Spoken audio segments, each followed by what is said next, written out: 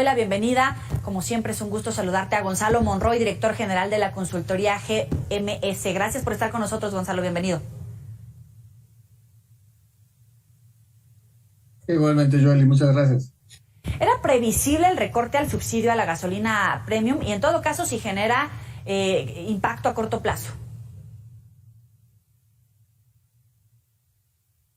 Pues mira, la realidad es que ya era algo que se veía venir desde hace prácticamente 3 semanas. Los precios internacionales han finalmente empezado a ceder después de los picos que vimos en julio, y hay que entender el por qué esto ocurre en la gasolina premium y no en la magna y sobre todo en el diésel.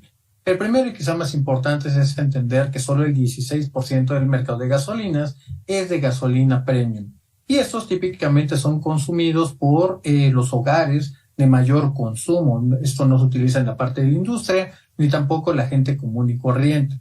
Habiendo dicho eso, aquí se puede justamente quitar los subsidios, o en este caso los estímulos adicionales. Tengo entendido que el IEPS va a continuar, y justamente eso haría que los precios se incrementen de manera gradual entre 25 a 40 centavos. Obviamente cuando los precios empiecen a ceder de mayor manera, esos precios ya no tendrán ningún estímulo, los precios incluso podrían empezar a bajar un poco, y a partir de ahí seguramente hasta septiembre, siguiendo la tendencia obviamente, podremos ver que esto empieza a ya empezar a recaudar un poco de lo del IEPS, del impuesto especial a productos y servicios, especialmente de la gasolina y el diésel. Pero veremos un rebote económico y de paso también si descartas el recorte a los subsidios a la gasolina regular o magna como la conocemos o el diésel, porque eso efectivamente podría pegarnos a la mayoría en los bolsillos. Mira, principalmente hay que entenderlo, es un sector limitado, es el sector de mayor consumo. Obviamente ahí no vamos a ver un rebote inflacionario como podríamos verlo, por ejemplo, en la gasolina magna o especialmente en el diésel. El diésel, hay que decirlo con toda claridad, es el combustible de la industria. Lo que vemos en transporte pesado de mercancías, incluso lo que hemos visto de la parte de alimentos, se podría ver afectado, pero ese es el que más se va a tratar de contener. En este caso, que se le quite el subsidio a la gasolina premium, no debería tener un efecto inflacionario literalmente de consideración. Pero el subsidio es con fines políticos, electorales, porque seguimos en campaña y por ahí le puede pegar, ¿no?, al bolsillo, la tragedia económica que vivimos. ¿O en verdad es un acto de contención de una estrategia política económica? Muy buena pregunta. Yo te diría de que esto sí tiene obviamente una consideración política y tiene que ver con que gran parte del subsidio, que apenas en el mes pasado, en el mes de junio, alcanzó los $1,500 millones en un solo mes. Estamos hablando de poco más de $88 millones diarios. Obviamente esa es una cantidad que vuelve un hoyo tóxico, un hoyo negro a las finanzas públicas, y el cual ya no se puede sostener. Obviamente no tiene ningún sentido ni económico ni tampoco de justicia social subsidiar a los hogares de mayores ingresos. Ciertamente lo hay que ponerlo en que no se puede cortar los subsidios o los estímulos de la noche a la mañana, precisamente porque también hay un costo político importante, sabiendo que esa es una administración que ya está pensando en las siguientes elecciones, principalmente el Estado de México y eventualmente en el 24 también Veracruz. Obviamente no se va a dar el lujo de aumentar significativamente las contribuciones que pueda dar de gasolina y diésel. Esto en el marco de que le está quemando mucho el dinero la hacienda pública mantener este tipo de subsidios. Ya que hablamos de energéticos, hay preocupación por los apagones, evidentemente a nivel nacional, y la seguridad energética. Quiero que hablemos de TransCanada y la Comisión Federal de Electricidad, que van a transportar gas de Texas a Coatzacoalcos.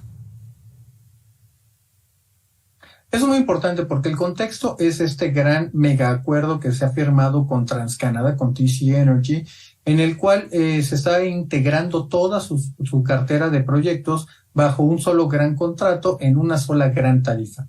Eso es muy importante mencionarlo. Todo esto es en el marco de la expansión del gasoducto marino que corre del sur de Texas hacia Tuxpan, y ahora correría de Tuxpan prácticamente hasta llegar a Campeche, rodeando toda la costa del Golfo de México del lado mexicano.